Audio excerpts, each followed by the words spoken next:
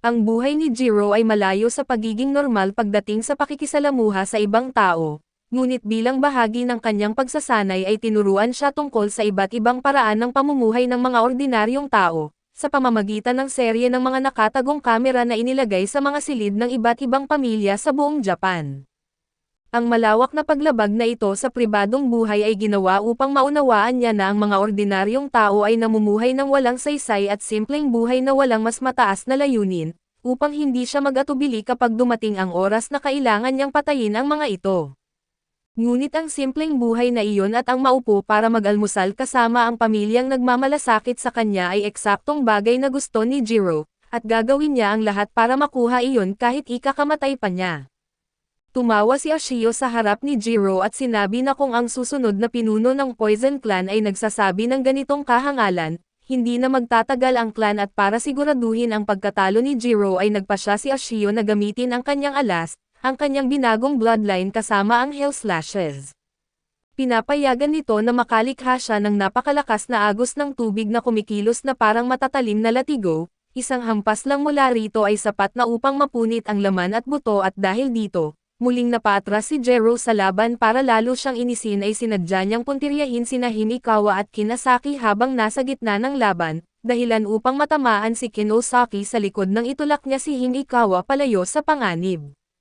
Pagkatapos at sarkastikong humingi ng paumanhin si Ashio kay Jiro dahil nasaktan niya ang isang inosenteng tao at iginiit na babayaran niya ang pinsala, pero mangyayari lamang iyon kung makakaligtas siya at samantala sa itaas, mabilis na lumapit si Himikawa upang tingnan si Kinasaki.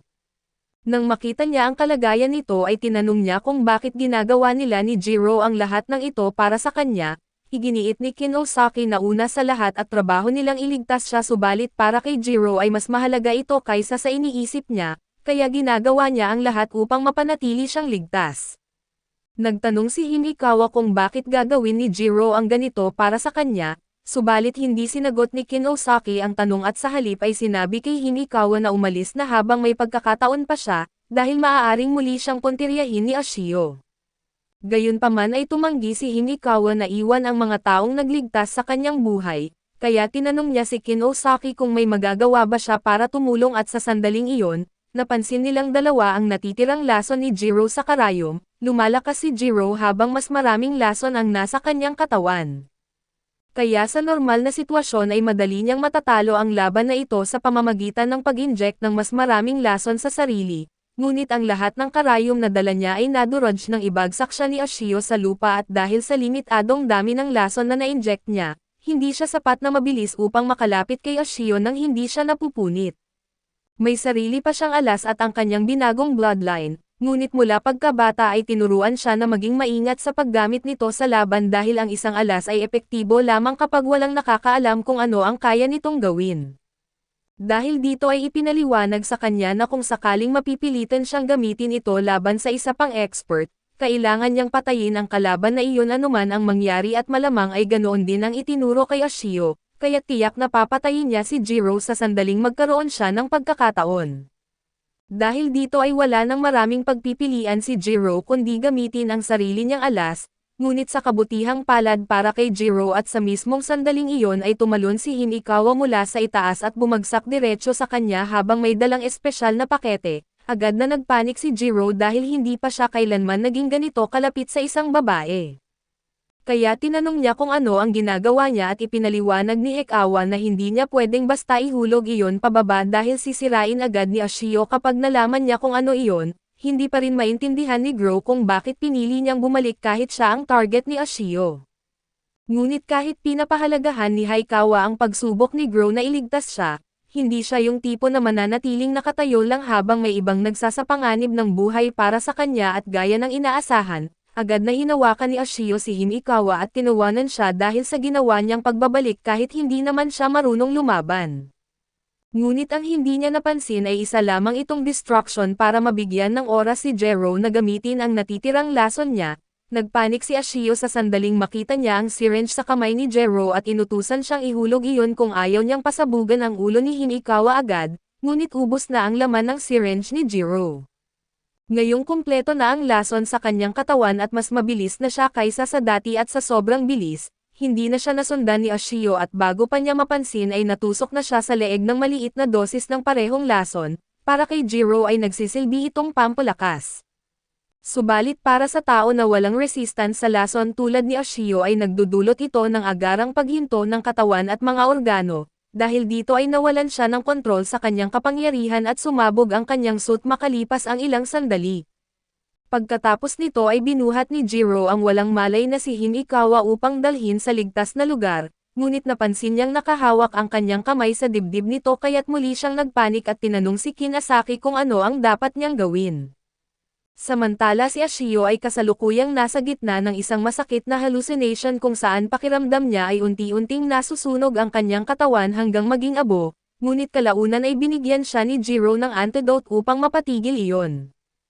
Hindi lang iyon subalit naalala niya na ang bloodline ng Water Clan ay may namamanang kondisyon kung saan allergic sila sa normal na hangin, kaya sila nagsusuot ng ganitong suit at palaging binabalutan ang katawan ng tubig at dahil nasira niya ang suit nito, gumawa si Jiro ng cream upang makatulong sa kanyang allergy habang wala pa siyang bagong suit. Hindi maintindihan ni Ashio kung bakit ginagawa ni Jiro ang lahat ng ito at tinanong kung ito ba ay paraan niya ng pagpapakita ng awa. Ngunit iginiit ni Jiro na inilalagay lamang niya siya sa kanyang lugar at dahil natalo na niya ito at tinulungan pa, matututo na itong huwag na siyang guguluhin sa susunod. Hindi na rin magiging sulit para dito at wala nang nasabi si Ashio tungkol doon at sa sumunod hinarap ni Jiro ang kapitan, at labis itong natakot dahil ayaw na niyang maranasan muli ang matinding lason, kaya humingi siya ng tawad at binanggit na hindi na niya ito uulitin. Ipinaliwanag naman ni Kinosaki na maayos naman ang kanyang legal na koleksyon ng sining, kaya doon na lang siya mag-focus at tigilan na ang pagnanakaw sa mga inosenteng tao at kung hindi, magkakaroon ng malubhang kaparusahan. Hindi makapaniwala si Ashio na balak talagang palayain ni Jiro ang kapitan na parang wala lang, sa halip na patayin ito matapos ang lahat ng nangyari subalit ipinaliwanag ni Jiro na kung babalik man ito sa pagnanakaw, tatamaan ito ng 1,000-year torment poison ni Jiro na mas malala pa kaysa kamatayan. Kaya mas mabuti pang umiwas na lang ito sa gulo at tinanong niya si Ashio kung ayos lang ba iyon, at iginiit nitong wala siyang problema dahil hindi na niya hahayaang mahuli siya muli at pagkatapos nito, tinanong niya sina Jiro at Kinosaki kung gusto nilang sumakay pabalik sa mainland. Pumayag silang dalawa pero kalaunan ay nalaman nilang ang sinasabi ni Himikawa na sasakyan ay ang kanyang alagang pating, at ang pagkapit sa palikpik ng pating habang nasa gitna ng karagatan ay hindi masyadong masaya. Makalipas ang ilang oras ay matagumpay na naibalik ni Himikawa ang painting sa tunay nitong may-ari, at labis ang saya ng batang babae nang makuha muli ang painting ng kanyang ina at labis ding natuwa ang buong grupo ni Himikawa nang makita na naibalik ang painting sa tamang may-ari. Ngunit habang nagdiriwang ang lahat si Jiro ay nanatili sa gilid dahil ayaw niyang makatawag ng labis na atensyon. Ibinalik ni A ang painting sa dating pwesto nito at ipinaliwanag ng kanyang ama na ang kanyang asawa ay namatay sa isang aksidente sa sasakyan ilang taon matapos ipanganak si A. Ito na lamang ang natitira sa kanila mula sa kanya, maaari sana nilang ibenta ang painting upang kumita ng sapat na pera para makalipat sa mas maayos na bahay at mamuhay ng walang problema ngunit para sa kanila, napakalaki ng halaga nito sa damdamin kaya hindi nila kayang basta na lang itong isuko. Sa sandaling iyon ay tinawag ni Himikawa si Gro at binanggit na lumapit siya sa kamera dahil gusto siyang personal na pasalamatan ni Asia. Sinubukan ni Jiro na tumanggi dahil pakiramdam niya ay magiging awkward ito kaso ipinaliwanag ni Kinosaki na sumama na lang siya dahil karapat-dapat naman siyang purihin matapos ang lahat ng ginawa niya. Lumapit si Jiro at ipinahayag ni Aya na labis siyang nagpapasalamat dahil nailigtas niya ang painting ng kanyang ina. Nagpasalamat din si Hikawa dahil noong nalaman niyang isa siyang master at inakala niyang isa siya sa mga taong malamig ang puso at walang pakialam sa mga taong itinuturing nilang mas mababa sa kanila, pero napagtanto niya na iba si Gro kumpara sa iba. Habang nagpapasalamat ang lahat kay Jiro ay nagpasalamat din si Kinasaki dahil sa pagpayag ni Jiro na babayaran ang gastusin sa pagpapagamot ng kanyang kapatid. Mas maayos itong gumagaling at hindi pa naranasan ni Jiro na sabay-sabay siyang pasalamatan ng ganito karami na tao kaya't medyo nabigla siya. Kaya balak na sana niyang umalis muna para magpahinga pero bago siya tuluyang umalis, tinawag siya ni Himikawa at sinabi na gusto niyang pag-usapan ang magiging gantimpala niya at kahit pa ibenta nila ang kanilang mga organo, hindi pa rin iyon sapat para mabayaran ang ginawa ni Jiro para sa kanila. Wala rin silang sapat na pera para bayaran siya kaya inalok ni Himikawa na gagawin niya ang kahit ano na gusto ni Jiro kapalit ng kanyang ginawa, at hindi handa si Jiro sa ganitong klaseng alok at sa huli ay inayos ni Kinasaki na magkaroon ng date sina Jiro at Himikawa, bilang selebrasyon sa tagumpay ng kanilang misyon. Perpekto ang pagkakataon dahil matapos siyang iligtas ni Jiro, malamang ay mas lalo pang humanga si Himikawa sa kanya kaya't ito na ang tamang oras para sabihin niya ang kanyang nararamdaman, subalit sa kasamaang palad ay halos hindi makabuo ng dalawang pangungusap si Jiro dahil sa sobrang kaba niya habang nasa date, pinapanood sila ni Kinasaki mula sa malayo. Ngunit ito mismo ang dahilan kung bakit binigyan siya ni Kinasaki ng mga aral sa pakikipag-usap. Isa sa mga aral na iyon ay kapag wala ka ng masabi at magandang simula ng usapan ang pagbigay ng papuri sa suot ng babae at sa pagkakataong ito, maraming suot si Himikawa na pwedeng purihin ni Gro. Kaya hindi dapat ito maging mahirap para sa kanya at naalala ni Jiro ang mga itinuro ni Kinasaki at tumuon sa kwintas na suot ni Himikawa. Ngunit kailangan pa niyang pagbutihin ang paraan ng pagbibigay ng papuri dahil ang una niyang sinabi ay mukhang luma at gamit na ang kwintas. Hindi iyon magandang panimula ng usapan dahil maaaring ma-offend si Himikawa kung mahalaga sa kanya ang kwintas, pero sa kabutihang palad ay isa lang itong simpleng bagay na nabili niya sa flea market kaya hindi siya nabahala.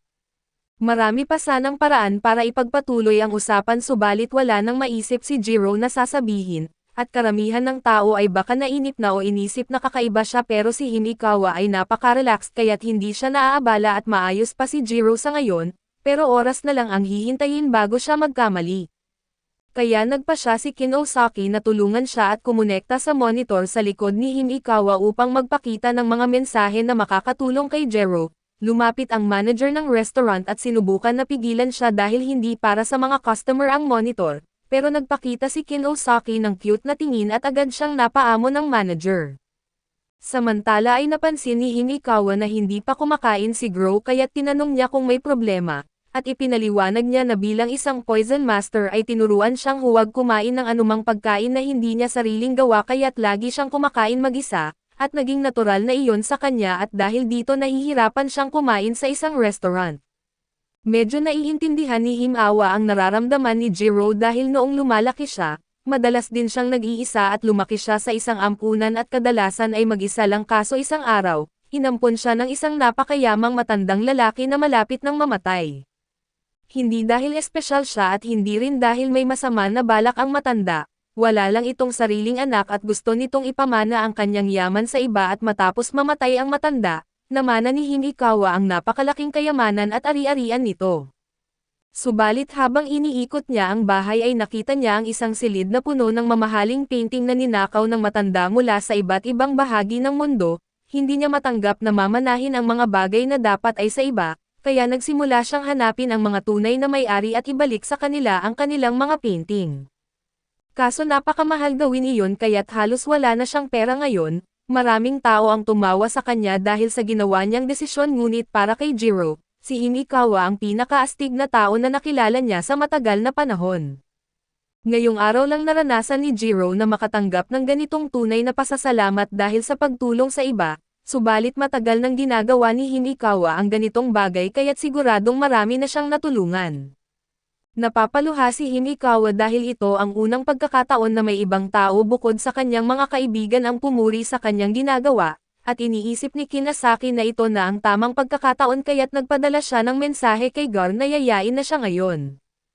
Pagkakita nito ay tumayo si Gro at iginiit kay Himikawa na may pabor siyang gustong hilingin, na mula si Himikawa dahil akala niya alam na niya kung saan papunta ang usapan pero sa kanyang sorpresa, hiniling lamang ni Jiro na maging kaibigan niya siya. Bahagya siyang natawa at ipinaliwanag na akala niya ay yayain siya ni Jiro na makipag-date, at inamin ni Jiro na gusto rin niyang gawin iyon kaso sa ngayon ay wala pa siyang masyadong alam tungkol kay Himikawa at higit sa lahat, wala ring alam si Himikawa tungkol sa kanya. Maaaring maganda ang unang impresyon na naibigay niya, ngunit marami pa siyang madilim na bahagi na hindi pa niya naaayos kaya't gusto niyang magsimula muna sila bilang magkaibigan, upang mas makilala nila ang isa't isa bago niya ito yayain na makipag-date. Bukas si Himikawa sa ideyang iyon at pumayag na maging kaibigan ni Jiro, at iminungkahi pa na muli silang lumabas sa susunod na pagkakataon ngunit pagkaalis niya, iginiit ni Kinasaki kay Jero na may isa pa siyang posibleng love interest na nakahanda para sa kanya.